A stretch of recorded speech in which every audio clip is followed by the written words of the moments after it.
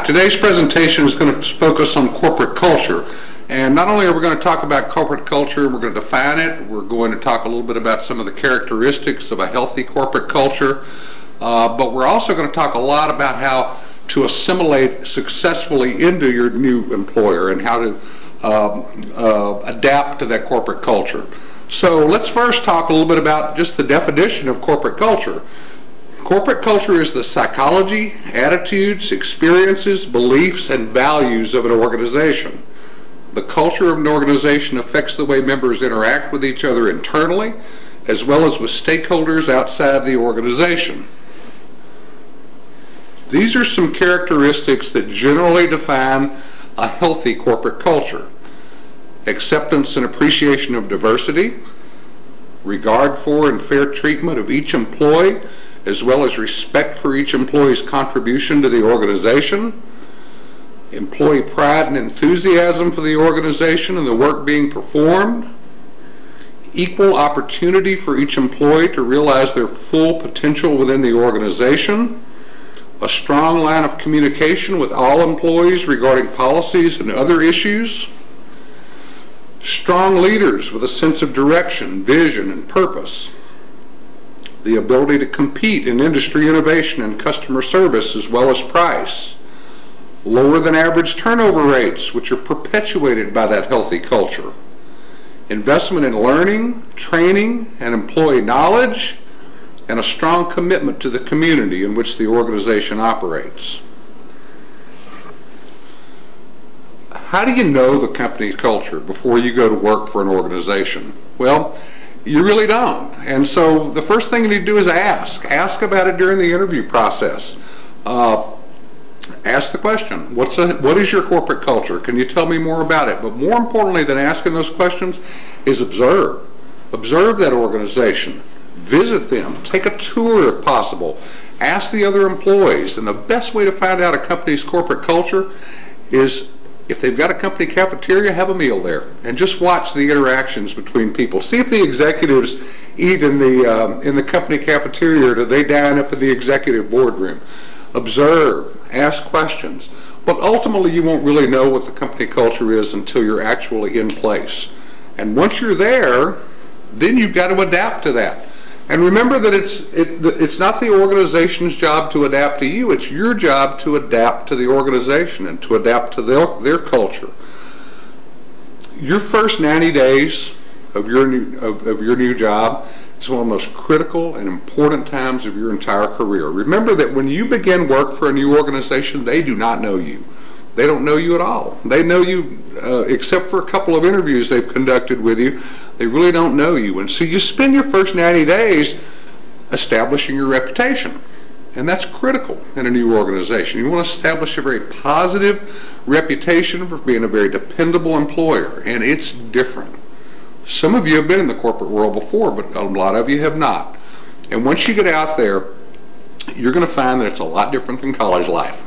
A lot different. Some of the things you may be accustomed to here are going to be completely backwards when you start your new job.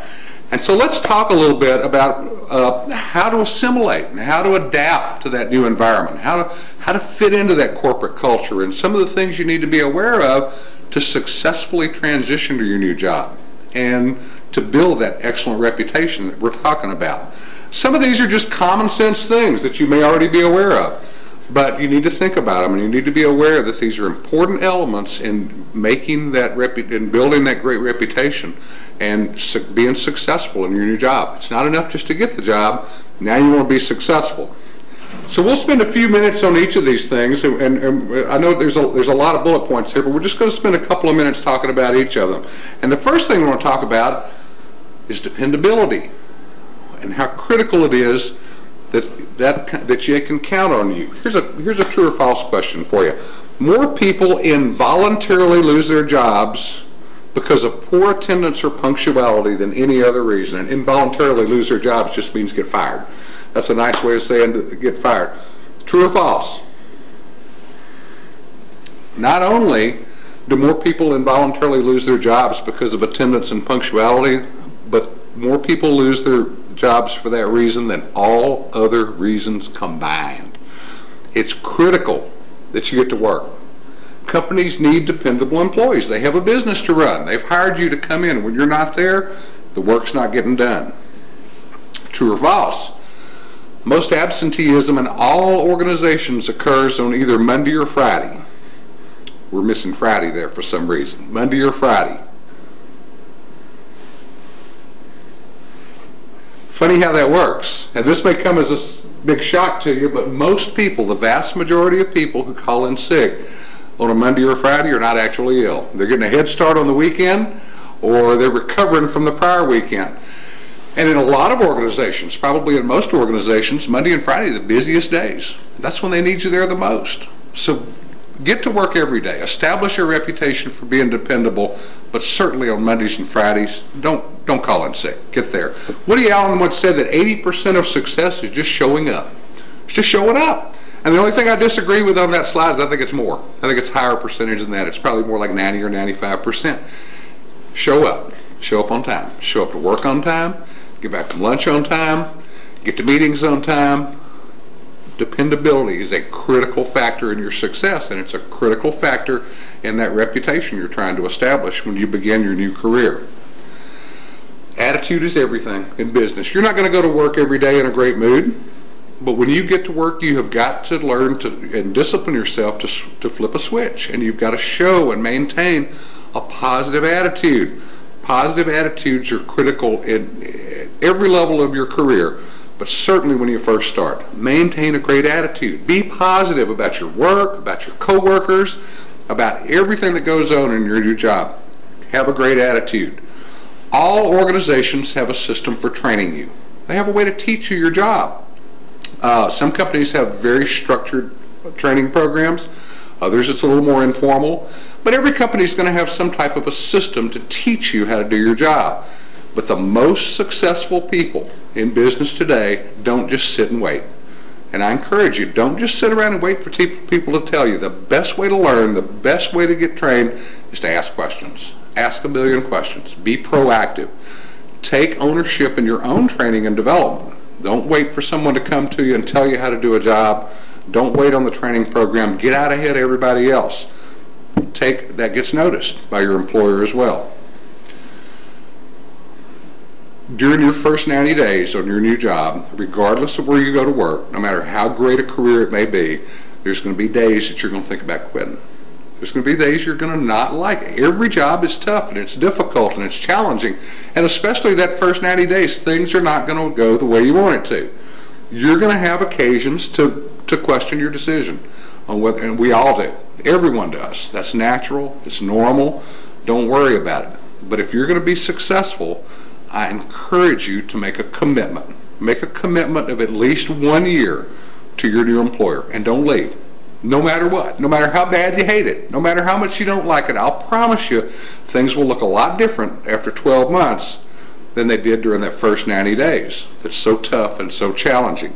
You were doing yourself a disservice if you leave before a year. Make a personal commitment to yourself that you're going to stay in that position for a year. You're going to stay on that job for 1 year.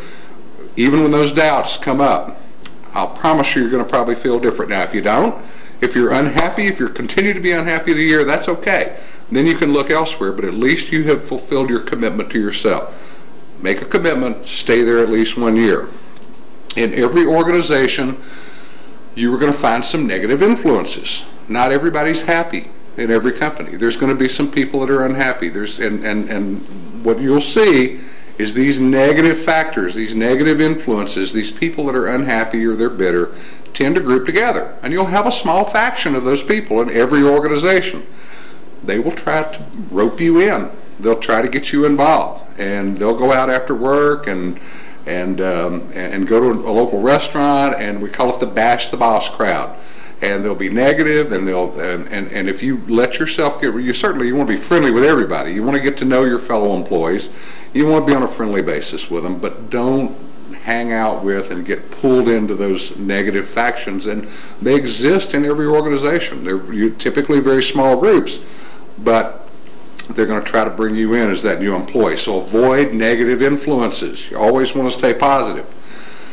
I'm not sure if all of you know what fraternization means. Fraternization is having a social or personal relationship with someone you work with a fellow employee, typically a romantic relationship. It's a temptation for everyone. Some companies have very strict policies on fraternization. Others, it's a little more casual. It is typically not a good idea. It typically always has an unhappy ending. It can also have some bad effects on your career, because regardless of what the company policy is, in virtually every organization there cannot be a romantic relationship where those two employees also have a supervisory subordinate relationship. And so a promotion opportunity comes up and you're dating somebody within the office, neither of you can apply for that job while you're having a relationship, because if either of you receive that promotion, there would then be that supervisory subordinate relationship. I encourage you to just think about this, because this will be a temptation that virtually every single person will face when they go into their new career. Fraternization is typically not a good idea, typically has a bad ending. So think about it, and it's best to avoid it. Your boss, whoever you report to, your supervisor at your new job, is not looking for a yes person.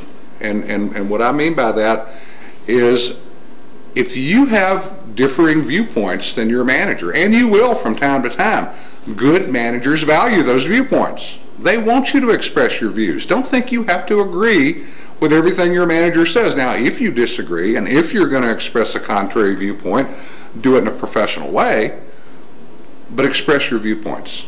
That's why you're there.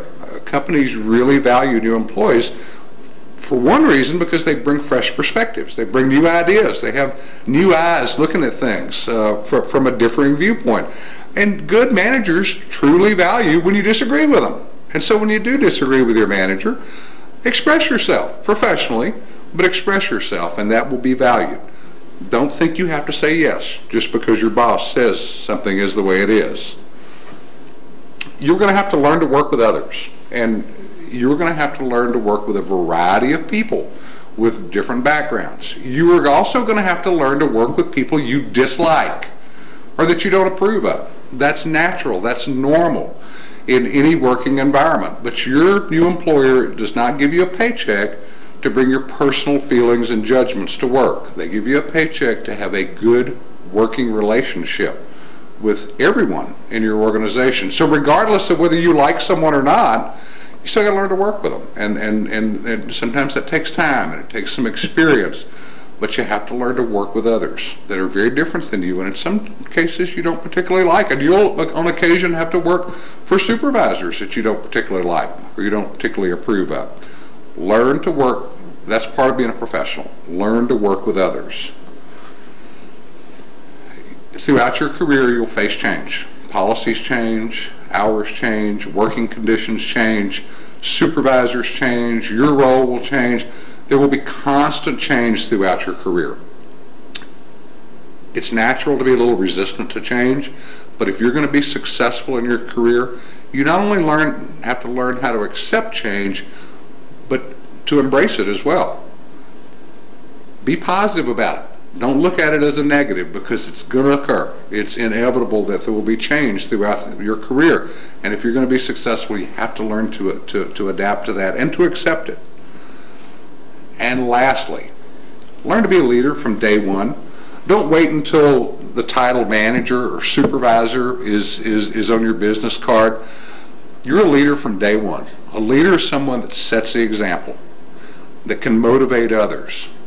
Be a leader. Learn good leadership traits and pay attention to the great leaders in your organization, to the managers you work for, and learn to take those traits that you see in them and adapt those to your leadership style, because nothing will affect your success more throughout your career than your ability to manage and supervise and lead others and motivate others. There will be many, many factors that will influence your career and your success.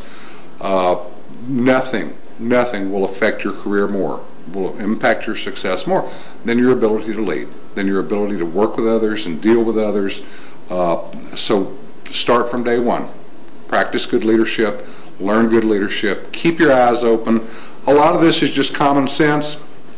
But it's so important that you adapt and assimilate to that corporate culture, that you be able to build that great reputation during your first 90 days. Thanks and good luck.